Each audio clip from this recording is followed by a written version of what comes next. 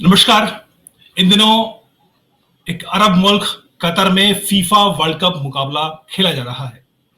1930 में पहली बार FIFA world cup खेला गया था। उसके बाद हर 4 साल बाद ये टूर्नामेंट खेला जाता है। कतर में इन दिनों जो फीफा वर्ल्ड कप खेला जा रहा है, ये दुनिया का 22वां फीफा वर्ल्ड कप है। पिछले 92 वर्षों में शायद ये पहली बार है जो कि इस बार कतर का जो वर्ल्ड कप है उसमें एक ऐसा विषय, चर्चा का विषय बना हुआ है जो कि जिसका फुटबॉल से कोई लेना देना नहीं है। मैं बात कर रहा हूं मुस्लिम उम्मा की। इस बार मुस्लिम उम्मा, मुस्लिम्स, इस्लाम की चर्चा शुरुआत से ही कतर फीफा वर्ल्ड कप के साथ लगातार चल रही है। ये चर्चा लगातार जारी है। चूंकि कतर एक इस्लामिक मुल्क है तो वहां पर कुछ इस तरह की पाबंदियां दर्शकों के लिए जो बाहर से मैच देखने आए थे, स्पेक्टेटर्स या फिर जो खिलाड़ी हैं, उनके लिए कुछ खास पाबंदियां इस्लामिक शरिया कानून के तहत लगा दी गई।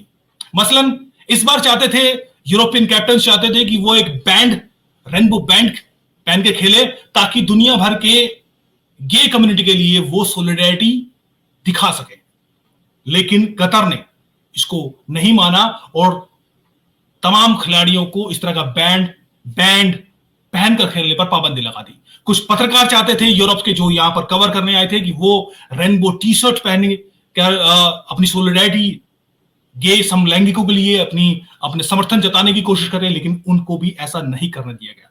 खाने पीने को भी अच्छी खासी पाबंदी थी। मसलन स्टेडियम में अब बियर नहीं पी सकते। बियर की सेलिंग पर हम देखते हैं कि फुटबॉल में खिलाड़ियों वर्ल्ड कप में बियर का एक बड़ा अहम दर्शकों के हाथों में होती है और वो पूरे मजे से मैच देखते हैं और बियर पीते हैं। लेकिन चूंकि ये इस्लामिक देश है, यहां पर ऐसा संभव नहीं, उस पर भी पाबंदी लगा दी गई। लेकिन इसके बावजूद भी हमने देखा कि एक ऐसी चर्चा खिलाड़ी और कई मुस्लिम देशों की टीमों के साथ जोड़ दी गई जो कि वाकई सोचने पे मजबूर कर देती है कि कहां हमारे दुनिया भर की पॉलिटिक्स जो है, मजहब जिसके पीछे वो कहां तक पहुंचा हुआ है। खासतौर पर मोरक्को की टीम को लेकर। मोरक्को पहली बार क्वार्टर फाइनल में पहुंची और पहली बार सेमीफाइनल में। यह पहली दुनिया की पहली अफ्रीकन टीम थी जो कि सेमीफाइनल में पहुंची थी, अफ्रीकन टीम। लेकिन इसको धीरे धीरे मोरक्को चूंकि एक इस्लामिक देश है, वहां पर 98% मुस्लिम्स रहते हैं, तो उसको धीरे धीरे मोरक्को की टीम को अफ्रीकन टीम के तमगे से एक मुस्लिम देश की टीम का तमगा थमा दिया गया और इस तरह का माहौल बना दिया गया कि दरअसल जो अब तक मोरक्को की जीत हुई है वो दुनिया भर के मुस्लिम्स की जीत है।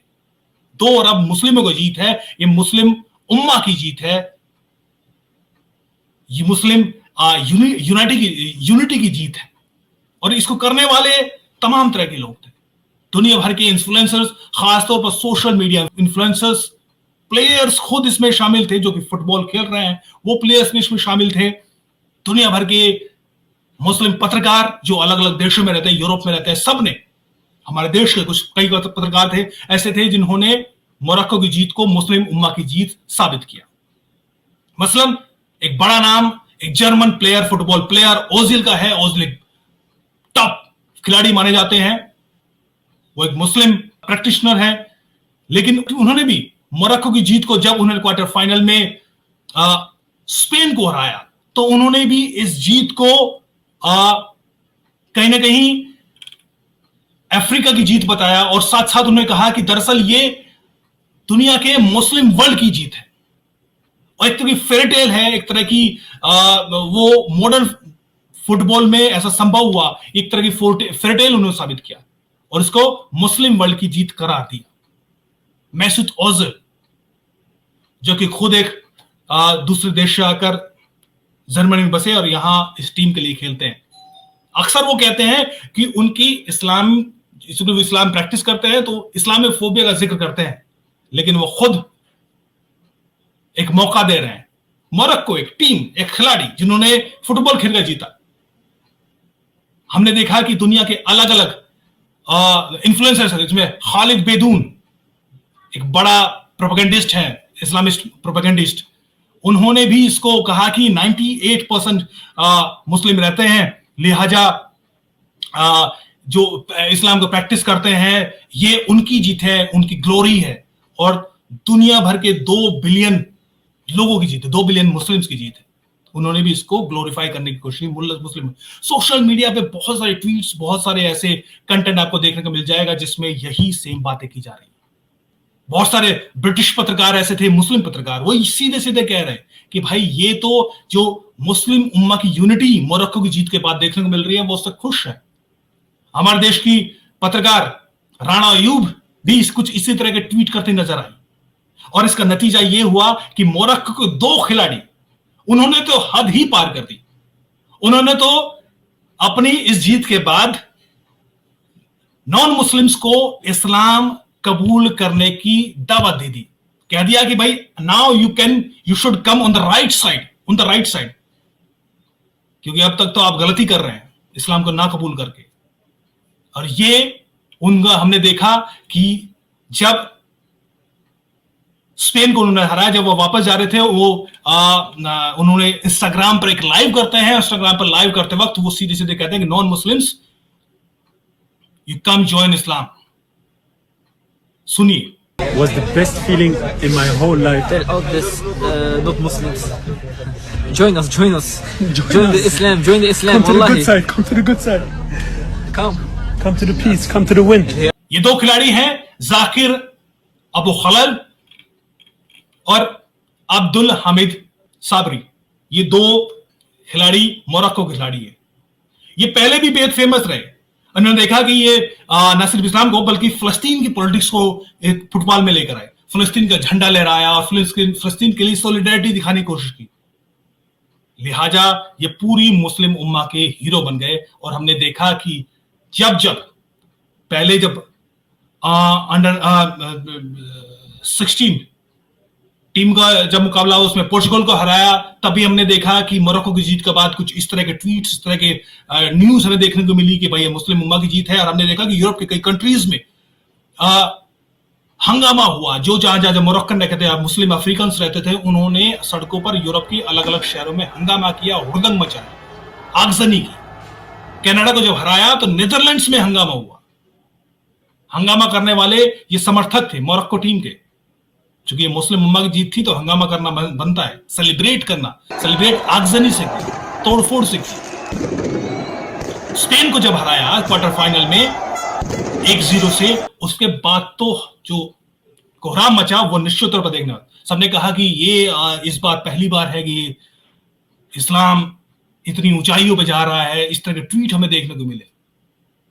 उसके नतीजे में हमने देखा कि मोरक्को के 2 खिलाड़ी खुद अंततः हमने देखा कि एक जो इंडेक्स फिंगर है वो करके ऐसे, जैसे हमने आईएस के आतंकी को देखा है, वो तो वो कर ही रहे थे, वो पोस्चरिंग तो वो दिखा ही रहे थे।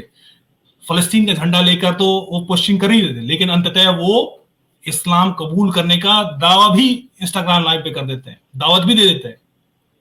उसके बाद उनकी जो फैन फॉलोइंग हमने देखी अक्रॉस द वर्ल्ड।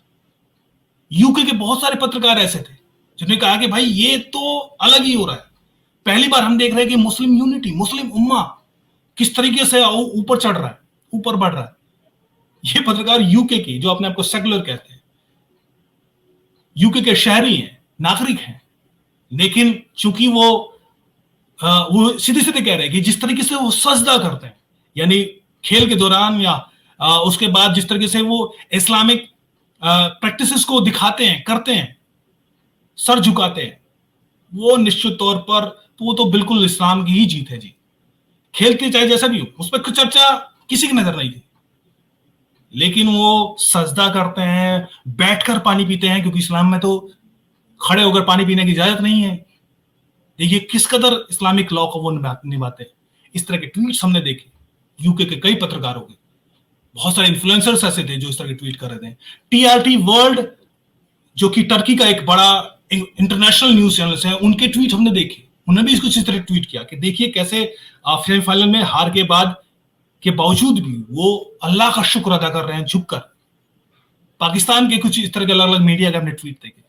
तो मोरक्को को मुस्लिम उम्मा का लीडर फुटबॉल वर्ल्ड कप में उनको आगे दिख करके मुस्लिम उम्मा की जीत का ये जो चर्चा थी, ये जो हंगामा था, ये अनप्रेसिडेंटेड था। और आखिरकार फ्रांस के सामने जब मुकाबला होना था उससे पहले भी हमने देखा कि बहुत सारे लोगों ने फ्रांस को धमकियां दी। खालिद बेदून जो कि जाना माना प्रोपेगेंडिस्ट है, उसने तो एक शर्त रख दी फ्रांस के सामने, डियर फ्रांस, चलो एक शर्त लगाते हैं, अगर मोरक्को ने फ्रांस को इस बार हरा दिया तो फ्रांस अपने यहां से हिजाब बैन हटा देगा, इस्लामोफोबिया पर के लिए, इस्लामोफोबिया पर भी पूरी तरह से को खत्म कर देगा। ये शर्त लगाते हैं और नीचे लिखते हैं 2 बिलियन मोरक्कन फैंस, यानी 2 बिलियन मुस्लिम दुनिया भर के। इस्लाम एक सेकुलर मुल्क है, वहां पर किसी भी मजहबी, किसी भी धार्मिक संकेत और इस तरह के पहनावे, कोई भी जिससे धार्मिक पहनावा हो उस पर पाबंदी है, इसलिए बुर्के पर भी वहां पाबंदी है। उसी दिशा से फ्रांस की शर्त लगा रहे हैं। आखिरकार फ्रांस जबरदस्त पटकनी देता है मोरक्को को सेमीफाइनल में। अब उसके बाद सोचिए राणा अयूब का क्या लेना देना मोरक्को की टीम से, लेकिन चूंकि वो मुस्लिम देश की टीम थी और पूरी दुनिया में माहौल बना हुआ था, लिहाजा वो भी पीछे क्यों रहती। ये इतना सच तो वो खुलेआम करती दिखाती। जैसे कि मैंने कहा कि जिस तरह के मैसेज देखने को मिलेगी, भाई देखिए कैसे हार के बावजूद भी शुक्रगुजार हैं, वो सजदा कर रहे हैं। और निश्चित तौर पर जिस तरीके से उन्होंने खेल दिखाया वो निश्चित तौर पर प्रेज करने लायक है, लेकिन उनके फुटबॉल खेलने के तरीके में बात हुई, वो इसलिए नहीं जीते या हारे चूंकि वो मुस्लिम थे। लेकिन जिस तरह से उनको प्रोजेक्ट करने की कोशिश की गई, हमने देखा कि उनके खिलाड़ी तक, खुद 2 खिलाड़ी बाकायदा दावत दे रहे हैं इस्लाम की। तो क्या ये माना जाए कि चूंकि जब फ्रांस ने हरा लिया तो देखिए कैसे दुनिया के क्रिश्चियनिटी ने इस्लाम को मिलकर हरा लिया। क्या ऐसा कहना सही है? घिनौना है ऐसा बोलना। क्या अब तक ये कहा जाए कि अब तक जितने भी फुटबॉल वर्ल्ड कप जीते गए हैं वो क्रिश्चियनिटी की जीत थी? क्या ये कह सकते हैं? कतई नहीं। वो बेस्ट फुटबॉल प्लेयर्स का जज्बा था, उसमें धर्म कहीं नहीं, मजहब कहीं नहीं, लेकिन उसका कहा गया। क्या अब यही जो इन्फ्लुएंसर्स लगे हुए थे, यही जो ओजिल, क्या ये उसको इस्लाम की हार करार देंगे जो फ्रांस ने हराया? क्या वो कह सकते हैं? निश्चित तौर पर नहीं, बोला नहीं चाहिए। लिहाजा इस तरह की चर्चा फुटबॉल वर्ल्ड कप जैसे प्लेटफॉर्म से या किसी भी वर्ल्ड कप जैसे प्लेटफॉर्म से अलग करके रख के देखना चाहिए। आगे आगे जो भी होगा हम आप तक खबर लेकर आते रहेंगे। नमस्कार, जय हिंद।